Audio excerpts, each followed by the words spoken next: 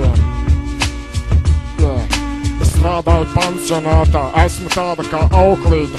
Es viņus visus auklēju, tos vecos krabis, kas ir izmest no mājām, piecos krabis, kas nestāv kājās, bļa. Man viņi noriebušies līdz kaklam, bļa. Es vienreiz vienam aklam, bļa, iepisa kāju par rīkli, bļa. Nu, tā īstenībā normāla sajūta toreiz bija.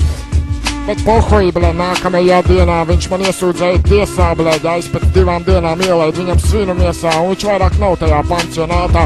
Bet nekas viņš man vēl ir palicis prātā, bet tur jau vēl ir daži naži, kas tā normāli besīt, bļa, katru vakaru taisa presīt, 10 reizes salūst muguru kauls, bļa. Viņu, man liekas, sauc Raimonds Pauls, ata piedrās, nehuj, pohuj, nahuj, kā viņu sauc. Es atceros, ka bērnībā viņš ar traktoru brauc, pareizi, viņš ir no 1856. Tajā laikā traķi vēl nebija izgudroti, proti. Un tad tālāk viena vecenīte ir, bļa, kurai visu laiku mati krīt ārā, bļa, viņa sēž pansionāta bārā, bļa, un rīt tikai pa 100, bļa. Un te viņu, bļa, jānes man ir augšā, un zaibal, bļa, izkrīt viena plauša, nahuj viņai ārā.